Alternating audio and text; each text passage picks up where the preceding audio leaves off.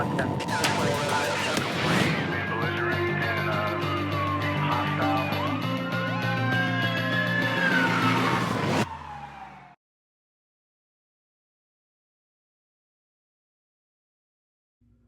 I'm David Roger, General Counsel for the Las Vegas Police Protective Association. Today I have really great news for you. We have reached a settlement in the lawsuit involving overtime. Before I get into the details of the resolution, I want to acknowledge certain people. A former president once said that victory has 1,000 fathers, but defeat is an orphan. And first and foremost, I think that we all owe a big thank you to Sheriff Kevin McMahill. When he first ran for sheriff, he came to PPA and he told us that he would always be fair to officers. And, cynical people like me thought, well, this is a politician trying to get an endorsement. But time would tell. And every step of the way, Sheriff McMahill has been fair to all of our officers. You wanted to wear facial hair, he approved it. You wanted new uniforms, he approved it. He has worked with us on grievances and sometimes even terminations. And so he has been fair to officers all the time. And he approved this settlement. We've been litigating this for 3 years. There are a lot of backslapping to go around, but if Sheriff McMahill didn't approve this settlement, we'd still be litigating from now until the cows come home. And so send Sheriff McMahill an email if you see him. Thank you, because he has your back.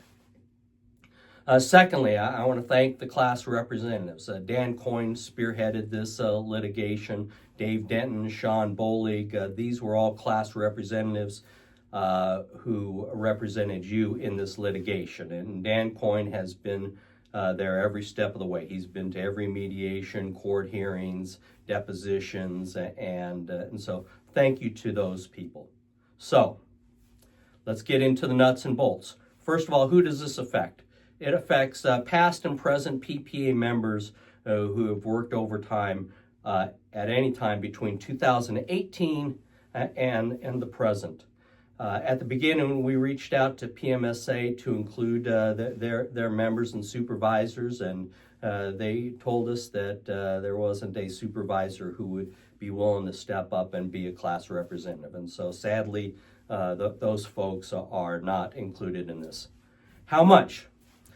The sum that was agreed upon by the parties, Sheriff McMahill and Fiscal Affairs, so city and county, is $19 million.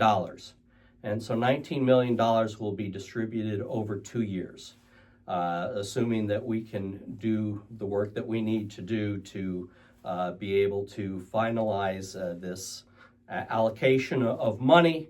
The first payment will be approved by Fiscal Affairs in August and distributed in August of this year, and the second installment, the equal installment, will be next year.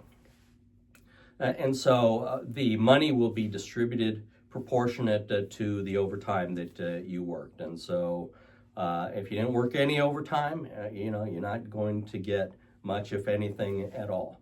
But if you worked a lot of overtime, then you're going to get a larger settlement than those who have not. And that's just the proportionality, and that's the fair way to go about things. And we will dig in a little bit deeper once we get all of the records from Metro and we meet with Dan Coyne, Dave Denton, and Sean Bolig. But that's kind of the general idea. And all this is good, but probably most important from my perspective is this. We have affected change within the department with respect to paying overtime in the future. As you already know, as a result of this litigation, Metro changed its policy for special events in cases where you have to get a patrol vehicle. And the department has agreed that you will get paid 1 hour, 30 minutes to get the vehicle and 30 minutes to return the vehicle. However, if it takes you longer than 30 minutes, any which way, based upon federal law, you're entitled to your actual time, and Metro's AN says that you should put in a lease or notify special events or fill out some documentation indicating that it took you longer than 30 minutes. With respect to equipment, the department has indicated that they will change the way they pay overtime for special events. And so for that equipment that you can't take home at the end of your shift, you will be paid actual time to go retrieve that equipment. And so, the department will go through this process of formulating an idea, but that is the general idea. With respect to the hospital overtime, if you're working CCDC hospital overtime and you are not issued a taser and you have to have a taser at the hospital, then you will get paid actual time from the time that you pick up the taser from the Clark County Detention Center. And of course, that applies to any other equipment. So if you have to go get shackles or whatever is required at the hospital, you will get paid actual time for retrieving and returning that property. So that is huge for officers today and all future Metro officers. So this is a great resolution for all of our officers, past, present, and future. So where do we go from here? We have to get records from Metro to determine who worked overtime during the period of 2018 to present, so that the accountants and the class representatives can figure out a fair distribution of the funds.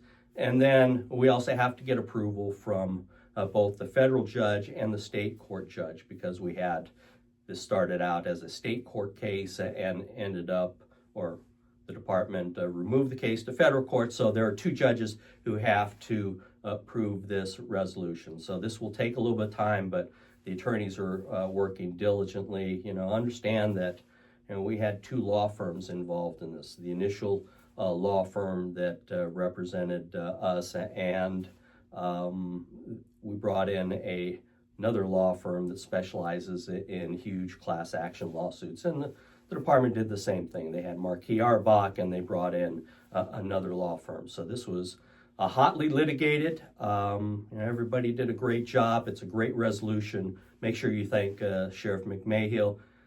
If you have any questions and I can answer them, contact me at droger@lvppa.com. But understand that I've given you all the information that I have presently, and the details will develop over the weeks and months ahead. But today is a great day. Thank you very much. It's droger@lvppa.com. Stay safe. 111, 110.